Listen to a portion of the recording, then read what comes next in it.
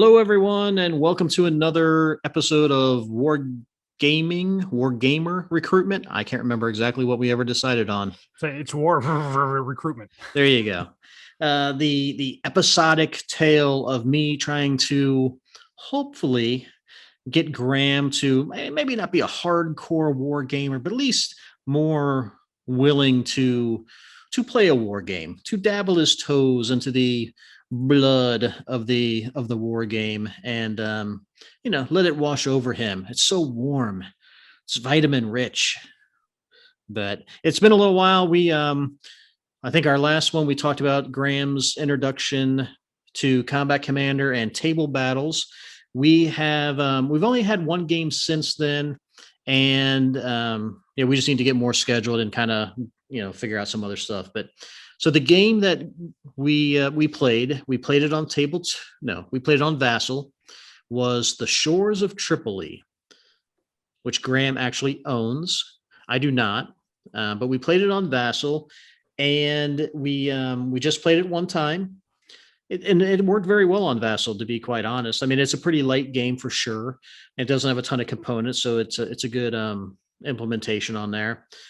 And I thought this would be a good one because I knew Graeme owned it. I knew that it was a topic that doesn't get a whole lot of coverage, so it might be interesting. It certainly was interesting, for me.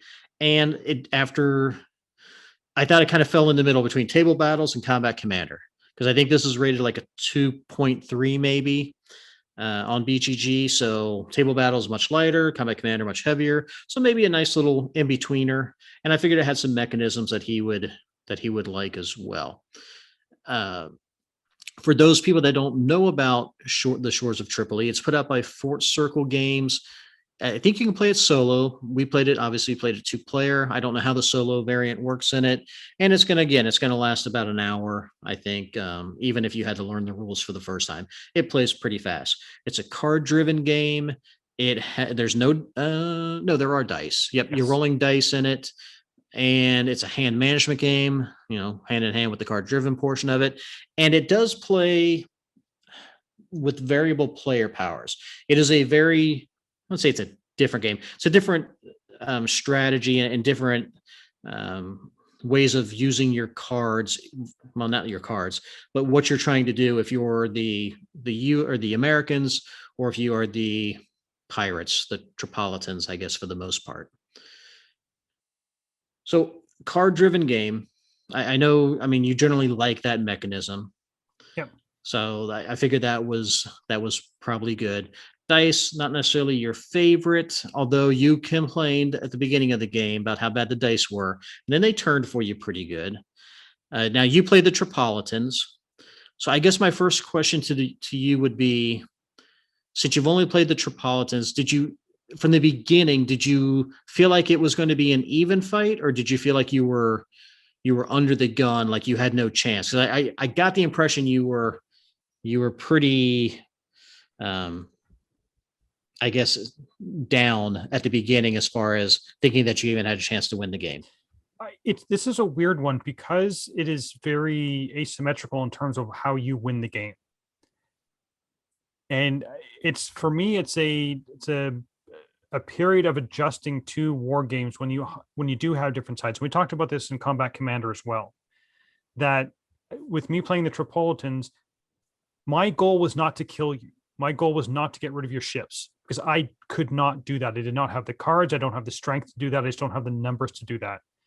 So my thing is to go out and do pirate raids. And I'm biding my time to hold you off as long as possible to allow me to collect my 12 coins, which is what I need to win.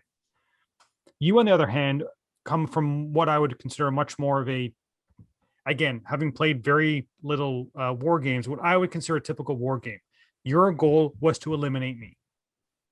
My goal was not to eliminate you. My goal was to reach a certain threshold so I could win the game. I could be down to my last ship.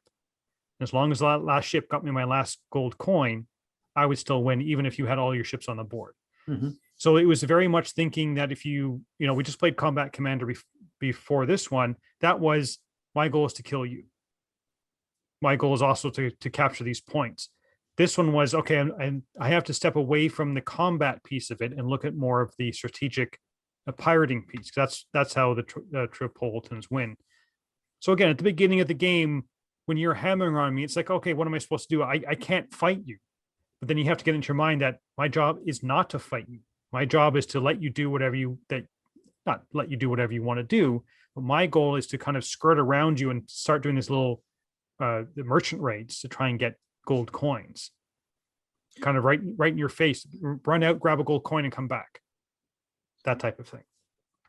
Yeah, and I think so for this one, both of us played this game without even knowing what our deck of cards consisted of. Like, I mean, you had the physical copy. I don't know if you went through yours and looked at them, but on Vassal, I didn't have a chance to look to see what the cards were in my deck. And so for this game, you have a deck of cards, and then you also have, I think, 3 or 4, what they call them, kind of like preset, like core events. And the U.S. ones are obviously different than the Tripolitan ones, and those are always going to be out there and available for the player to use. At the beginning of your turn, well, at the beginning of the year, you're going to draw, I think, 8 event cards into your hand. I think that sounds and I right. think you keep 6. I think maybe you keep 6, and then so that's what you're going to get for the first year. And then within that year, you're going to take turns, and I want to say you're going to have 4 turns that you take. And what you're going to decide is, do I want to play the card? Do I want to play a card out of my hand for the event? And you can play it for the event. And if it's a unique event, then it's going to go out of play of the game, or it could just go into the discard pile. Or do I want to play the card, or do I want to discard the card to do something else? And for the Americans, I could build a gunboat. I could move my frigates around the board, and I think there was something else I could do. For you, if you discarded yours, it was that when you went? Now you needed cards to go on raids, right? Yes, I did. I think you could build. Could you? I think you could build Corsairs. I think so. Yes. Yeah. But I could only build Corsairs in Tripoli. So right. there were other. So the board is made up of a bunch of countries in Northern Africa. So you have Tripoli. You have what was the other ones? There was Barbary. Yeah. But some of them are neutral to start off with, and I have to play cards that would say there's a course here that shows up. Basically, they've declared war on the U.S. on the side of the Tripolians. So then I could raid out of those, but I couldn't raid out of those unless I had a card that said they've joined the war on your side. Right. So when I discarded a card, I think that's when I could raid from Tripoli, but I could only raid from the other ones if I played a card that said I could raid from the other ones. I can't. Yeah, the ones that were non-Tripolitan were definitely specific cards you had to have. So it's almost kind of like a 2-step process for you to be able to. One, you had to play a card, I think, to get the ships there in your allied ports, and then you had another card to actually raid out of them. And raiding was kind of interesting because it was so if Graeme was going to raid out of any of the ports, what he did was he had to kind of make it through the blockade of any of the American frigates that were there. And so he would start out, he would get up to the frigates. You got a pot shot. You got a free pot shot at me. I would take a free pot shot depending on the number of frigates I had. And if I scored hits, basically I think one hit takes out one of your Corsairs. And then anything that survives of his would then get to go raid the merchants. And then again, you would roll dice, and that would determine how many gold coins you would get. And early on, you weren't getting a whole lot. Your dice rolling was not great. Mine was definitely better. But as these games go, the worm did turn eventually for you. And I think, going back to that, because you needed a 6, no matter how many dice Dean was rolling, hits were only a 6 for Dean. So he could pick off a bunch of my ships if he rolled 6s. For me to do a successful pirate raid, mine was 5 or 6. Mm-hmm.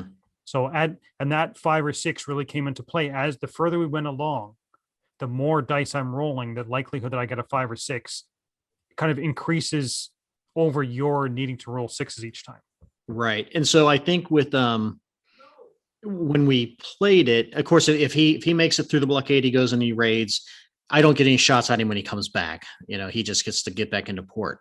So that was one aspect of it. The other aspect of it was I could use some of my frigates or some of the gunboats I built to actually raid into the harbors where his corsairs were sitting, I guess, at the dock. Maybe they're having a Mai Tai. I don't know what they were doing, but I could go in, I could try to destroy his ships there, or I could bombard and try to take out some of the infantry cubes that were in the ports, because another way of me winning would have been to go across land and try to do that as well. So it was that choice of, do I put my frigates in the spheres of kind of influence to patrol against his raiding, or do I commit them to going and actually physically attacking his ships and using my gunboats to help? And if I would play it again, I definitely would play it different. I think I relied way too much on the blockades to try to hit you as you were going out, and not as much on attacking you and trying to destroy your ships. Now, I will say, because it was going pretty one way at the beginning of the game, I think I probably pulled a few punches and laid off, and not like trying to take out the last of your corsairs, because you were down to like two corsairs, I think, at one time. Yeah. And I thought, well, I don't want to, I don't want to be that guy. Now, I probably should have, because you ended up winning. But again, I think I would play it different. I didn't think I valued my gunboats enough. And one of the reasons was because for me to build a gunboat, I needed to discard a card. And as this is a card driven game, and as this is a hand management game, I felt like I really can't afford to just throw a card away to build one lousy gunboat, because I need my cards to move my frigates. I need my cards for the events. And like any game, there are some really good cards in there that let you move multiple, ships at a time, and there are multiple attacks and all that kind of stuff. So part of it is just the cards you get. Go ahead. I was going to say, and those cards are critical, that decision on which ones to discard for their basic action or using for the events, because that is what won me the game. So I had one card that it said, when you do a raid, you get to roll X, I forget how many extra dice I could roll. So instead of just rolling 2 dice, which means I could have got a maximum of 2 gold, I was rolling like 5 or 6 dice. So I could technically get half the gold I needed in one roll. Right. So you're waiting for the right time to play your really powerful cards. Because I don't know about you, but I was kind of sorting my cards going, these 2 cards over here, I really, really, really need to be able to play at the right time, or I'm holding them off because there are like a counter attack against the bombardment or something like that. These other 4 cards would be nice to play, but I could discard them for their, for just doing the basic actions. Yeah, I mean, I definitely had some that I was hoping I'd get to play.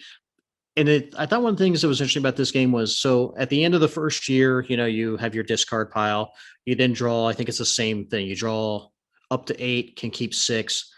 But then as it got to the last 2 turns, the last 2 years, they had some interesting rules in there about you reshuffle all the cards even if you don't need to. And then the last year, I think it was, hope I'm not saying this wrong, I think it was basically you just get to go through your deck and pull out the cards that you want. I know the very last year you were drawing the remainder of your cards. Yeah, but I think you could pick whichever. Yeah. I think you have to look at all of them. I think again, it's been a while since we played it, and I thought, well, that's interesting because there are cards in the American pile that you have to. They're victory conditions, and there's like 2 of them, and so you have to have those cards to be able to play them to win the game. And each of those cards have prerequisites on there that you need to have met to be able to play that card. And I think I think we probably both were at a big disadvantage by not knowing really what our decks consisted of, because constantly throughout the game, I kept asking Graeme, so how do I get more Marines? I have like 1 Marine cube, but it makes it seem like I should have more than that. And I'm like, there must be a card, because there's nothing in the rules to say how to build them. And then, there's one of the ways to win is to march basically it's the ruler of Tripoli's brother who's going to come in and do a mutiny and take over, but they start kind of far away. So you got to move them across land. You got to take out those forts along the way. And so I could use my Navy to help do bombardments, whatever, but I not knowing the cards that were in my deck, I'm like, I don't know. And so that ended up actually costing me the game, because early on I played the card about bringing the Swedish in. So the Swedish are a neutral to the Americans. Well, they're an ally, but they're kind of neutral. So the only thing they do is they will put a couple of frigates in the patrol zone around Tripoli. They'll never attack Tripoli. but they will shoot up the blockade runners, the Corsairs trying to get through. I thought, okay, well, at the beginning of the game, you're spread so thin. For the Americans, you're just hoping that you can cover enough of the ports and maybe take a couple pot shots. So I played that card. Well, I didn't know that there was a card in Graham's deck that basically said, if the Swedish, frigates are still out there, play this card and you basically sign a treaty with them and they give you 2 gold coin. Because the whole time during the game, I had these other cards that were like, that I could play that would take out his little allies, like the Barbary. I'm trying to think who it's like the Barbaries, and there were a couple others. I can't remember their names, but I could play these cards. And one time, like the card was, you play this card and basically you give them 1 gold coin or 2 gold coins, and then they just disappear. They sign the peace treaty, take their ships off the board. And I kept thinking, well, why would I want to do that? I don't want to give him gold coins. Graham's dice rolling is horrible, so I might as well just let his ship stay out there. Well, then they went through and they made some decent Corsair raids and got some coins. Because that was actually where the tide started to flow my way, is I was able to declare war or get allies to my side. And I know one of them is Algeria, Algiers, and there's a couple along the coast. I was able to get Corsairs out there, which forced Dean to put his boat, like spread his boats out.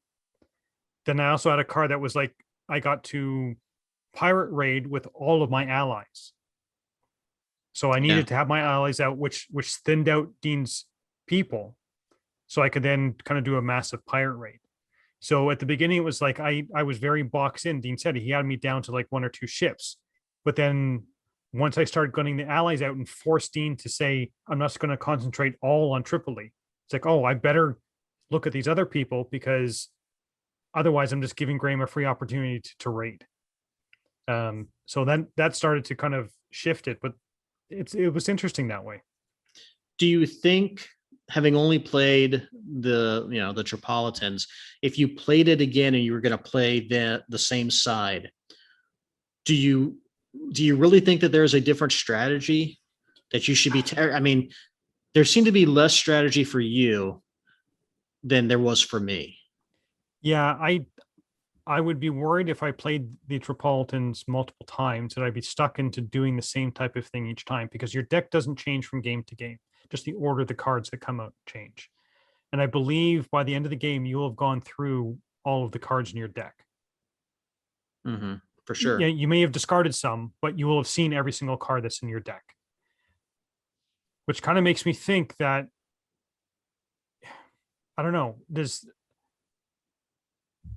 so yes, I agree with you. I think the more times I would play Tripolitan, I don't know how many different ways I could approach it. My goal is to do pirate raids. Right. That's it. I could technically try and think, if I got 4 of your frigates or something like that. There was a certain number of your boats that if I destroyed, I would get them on. I would actually take them off the board and add them to my side of the board, saying, "This is mine."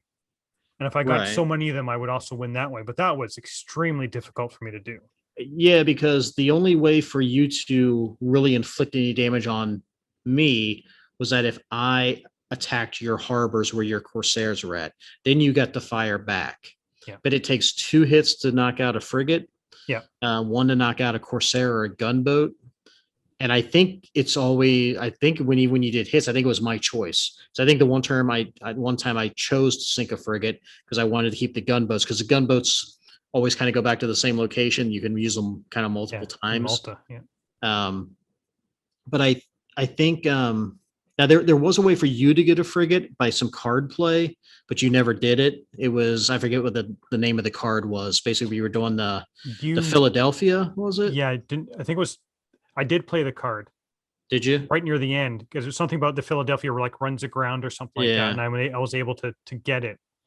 But I think that was within the last couple turns of the game. Yeah, and I think you also start out with a frigate over in Gibraltar?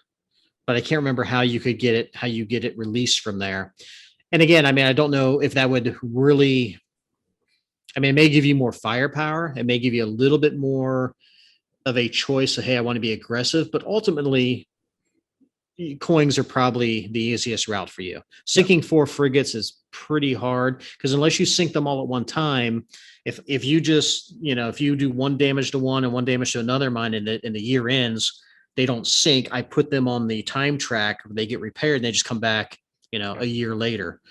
I think for the US or for the American, if I played them again, I think there's a little more strategy, because do I focus on, adding more gunboats to give me more chances to go in and blow you up while you're in port, or do I go with the same thing of trying to just try to slow you down in the blockades? There's a lot of territories to cover to do the blockades, but again, it's one of those where if I'm already in that area patrolling, are you going to waste your time playing a card to put ships there if I've got two frigates? But then I'm wasting two frigates. I mean, it's a give or take. And then I just started the land advancement, trying to march across that way, but I didn't get those cards until, and I think you have to play them by only in certain years, but it seemed like I just didn't get that going very early on. I enjoyed it. I mean, it's definitely it's a light game. I mean, but it plays fast, and maybe that's one of the reasons that it was enjoyable. I don't know how much replayability there is to it. I mean, I would definitely play it again, because I'd want to play the Americans at least one more time, and I'd like to, I'd play the Tripolitan side at least once. I don't feel, me personally, I don't feel a need to rush out and buy it. But I definitely would play it again, but I just don't know how much. I don't know how much meat there is on the bone. Now, we'll go ahead. I mean, what are your thoughts on that? I agree with you. I mean, yes, I own it. It's a game, now that I played it with Dean, I might try with Lella, because, and I think we might get into this later, the luck in this one is very, very high, because you have not only the card draw, but also the dice roll. And that's, I was able to sync Dean's frigate because I was able to roll the sixes on the die. And that lets you sync it. Exactly. Dean gave me the sacrifice, but even, I think there was one time I played one of my cards that gave me extra dice to pirate raid. And let's say I was rolling 5 or 6 dice, and I didn't score any gold. But the other time I was able to do it, I was able to get like 3 gold or whatever else. So, it's a big shifting. And if you only need 12 gold, getting 3 in one roll is huge. That's what won me the game. Yeah. But again, it's very luck dependent. You have to get the card at the right time, and you have to have a good roll. And there's a couple times when Dean went to attack me with like 2 or 3 frigates, and he's rolling 5 or 6 dice, and he didn't score any hits. Right. So in my mind, that's why I think this one, and I think that's why it's rated lighter, and that's why I think I'd play it with Lola, because that luck for people that maybe aren't as, into war games, it kind of levels it out. So yes, you may know how to best strategize, but with the dice and the card play, you may not be able to fulfill that strategy. Well, me, I can just say, I'm just going to pirate raid. I could get lucky, and I could just beat you just, my first couple turns, because every time I go out, I just happen, you miss, and I'm able to get gold. So the luck in this type of game is more of a leveling between, maybe different skill levels. Yeah, I mean, there definitely are swings in the luck for sure, or and with that, some mood swings during the game. You go from a euphoric high to a sucky boo boo. But so as far as accessibility, I think you're right in the fact that, well, yes, it's a war game, because it's not only because it's on a lighter side, but because it's not a.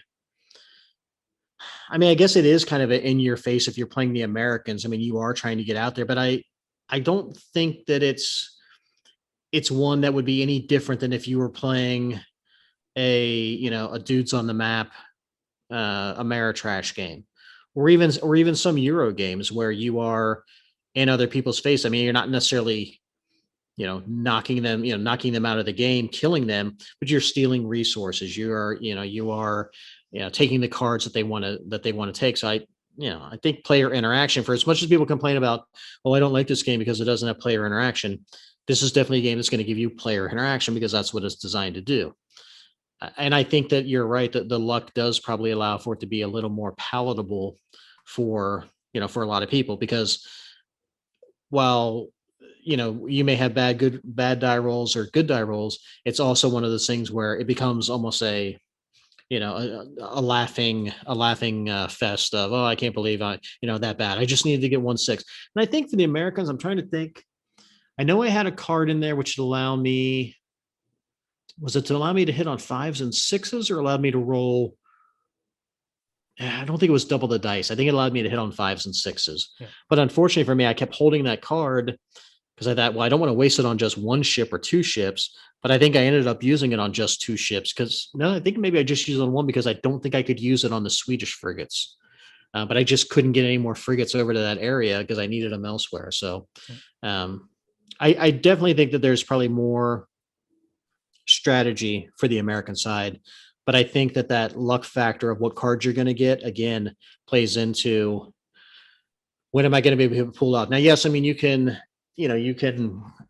kind of mitigate that by the cards you keep, or but it's still going to be dependent upon the cards that you draw at any Yeah. given time. And I know that you say there's more strategy on the American side from the Tripolian, but I think part of the Tripoli player is to force you to spread out your Yeah. boats.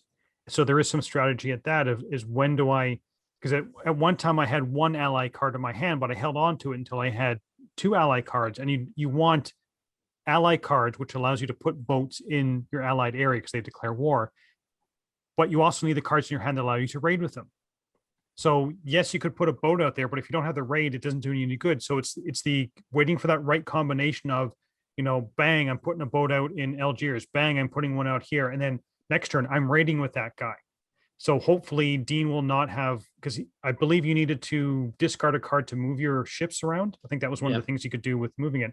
Is Dean going to waste a card putting a ship to block Algiers because he knows that I need a card to get out of Algiers?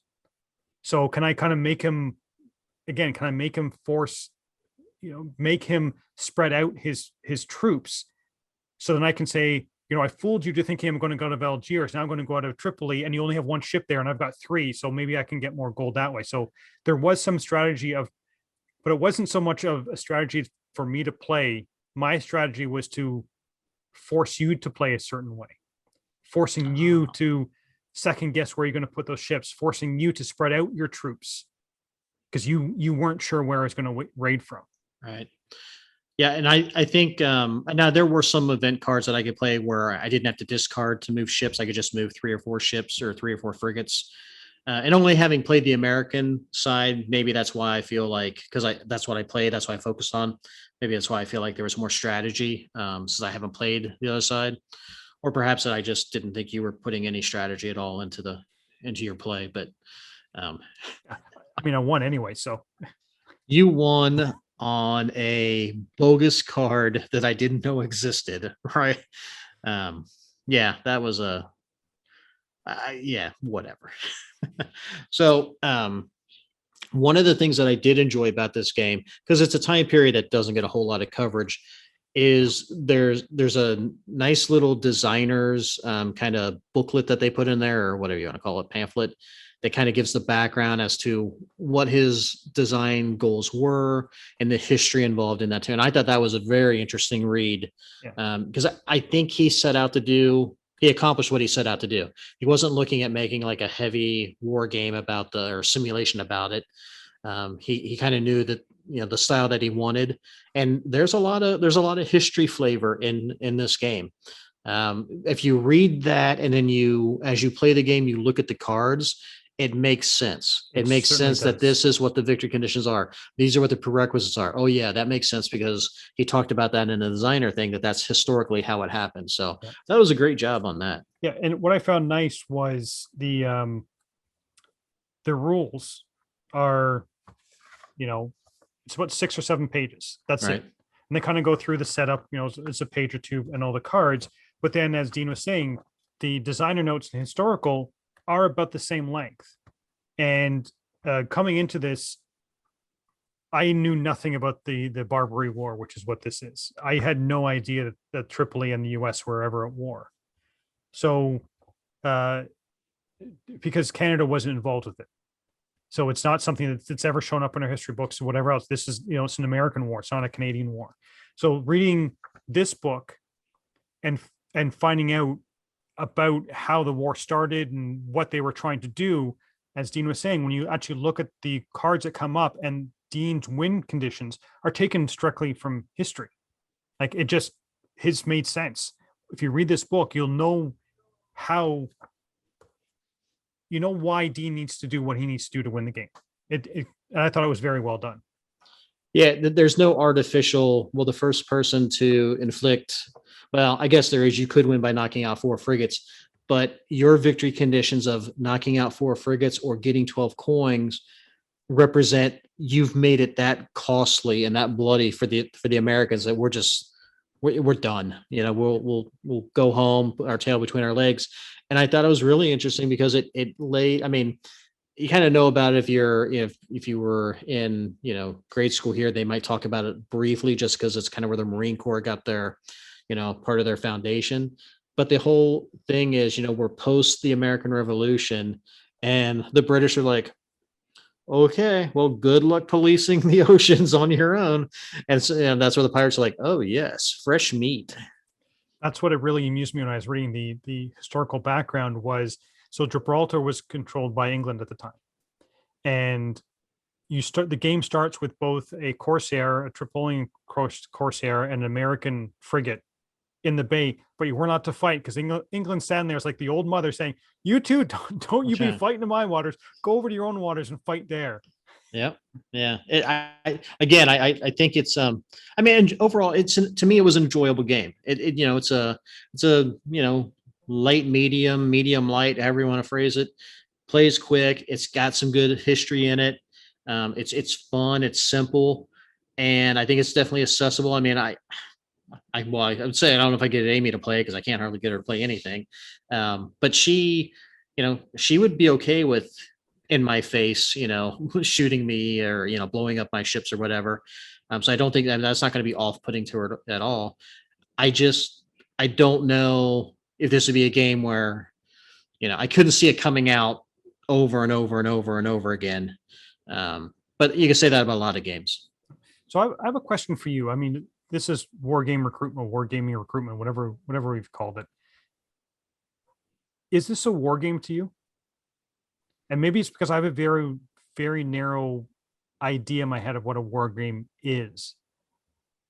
And I think it's, again, it's me coming from the outside of wargaming. I'm just assuming that wargamings are chits on a map and moving your things around, because this was very abstracted and very much of a, I'm not sure, like when you went to move your ships, you can move them anywhere. Didn't matter how far they're going. You can move them from Malta to Algiers to Tripoli to I forget which the one was on the West Coast. Like your movement was just take a ship from anywhere and plop it anywhere. Yeah, but I think that is, I mean, it's abstracted out because the turn is over the course of a year, and I think there's 4 turns. So you're basically playing a season. So over the course of 3 or 4 months, ships could still, it may take a while, but they can still move a pretty good distance. And you're just moving along the northern coast of Africa, which it's not like you're going around the world. So I didn't have a problem with that. I mean, yes, I do believe it's a war game after thinking about it, because I wasn't necessarily sure at the beginning, but only because I think this represents basically a new style of war game, or what war gamers have come to not accept, because that makes it sound bad, but what war gamers have come to, I guess, embrace within the wargaming hobby. Not every war game is just hexes and chits on, hex and grid and, big monster games. There are a ton of games being made today that are, they're lighter, they're medium weight or whatever, they're 2.3 or 2.5 or, some higher, some lower, because I think that as a hobby, we've grown, we've just learned that you can still represent historical military conflicts, and it doesn't need to bog down into an 8-hour, 12-hour game. I mean, you're rolling dice in this game for attacking, for raiding. You're playing the cards in this game, which, card-driven games, you play cards in a lot of games, but there's still strategy in this game. Do I want to blockade? Do I want to attack? Do I, for you, do you want to raid, or do you want to, build Corsairs and hope to defend your, because again, for me, I could either try to just, take out the port by a naval bombardment, then an invasion, or coming across land. But I eventually have to take that port. Yeah. So do you want to, build Corsairs to help defend that? Do you need to play cards to bring more infantry units, which are just cubes in the game? So yes, it's abstracted, but it's still a war game. It may be, some would argue it's more of a war game than say Twilight Struggle. I mean, Twilight Struggle is, that's always a big debate. Is that a war game? Some people say Imperial Struggle, which is the successor to Twilight Struggle, is that a war game?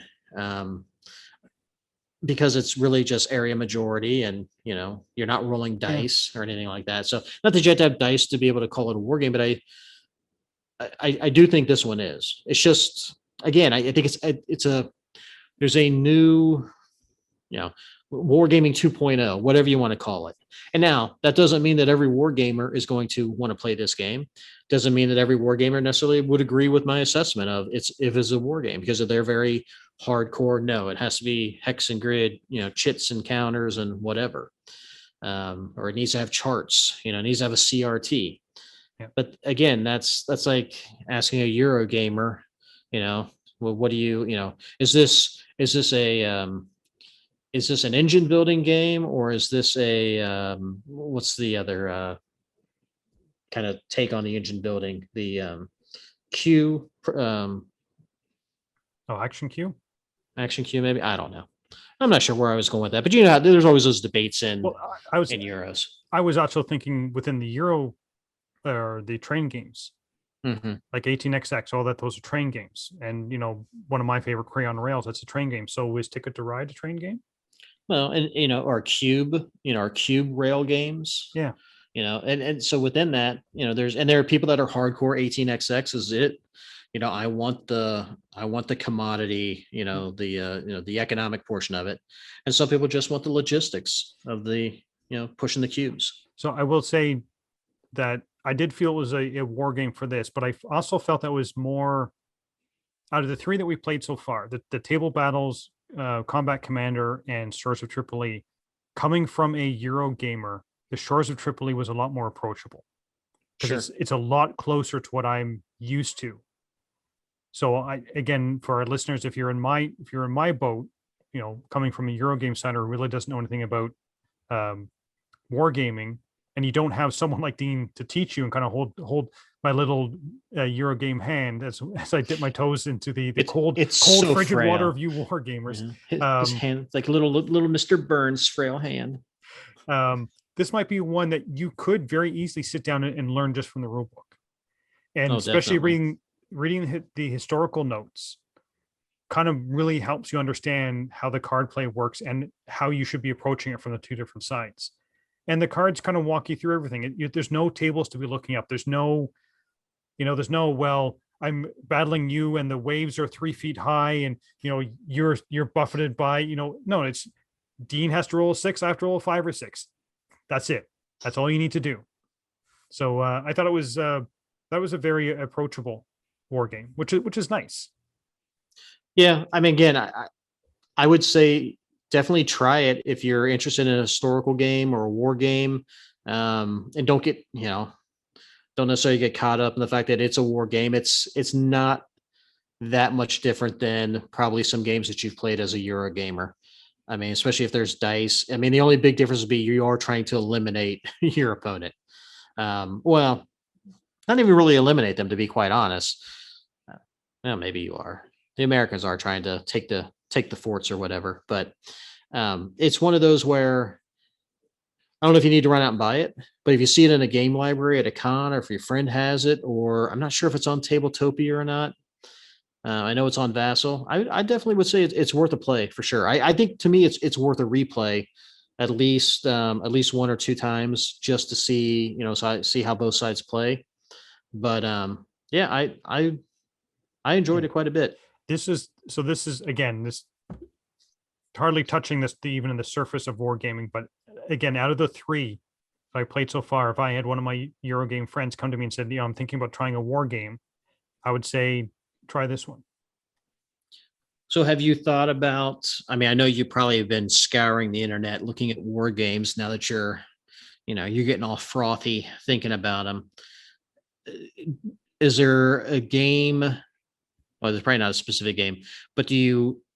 I know this was probably a good game length, good mechanisms.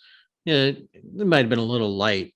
I mean, I'm sure you don't want to jump up like super heavy above a combat commander at this point in time, but are you thinking you're okay like with the same kind of setup, but maybe a little meatier or a little longer, like Yeah, 90 minutes, 2 hours? oh wait, whoa. We're supposed to be keeping this 15 minutes or less for these war games. Oh, No, I'm looking for, yeah, something else. I wouldn't want to play another game that was like this. okay. No, because we played just the strictly dice one, the table battles. Then we played the chits on the hex map. Now we've played kind of a card driven. I guess there are more versions of card driven games, but I've now played this style of card driven game. I wouldn't mind trying something else.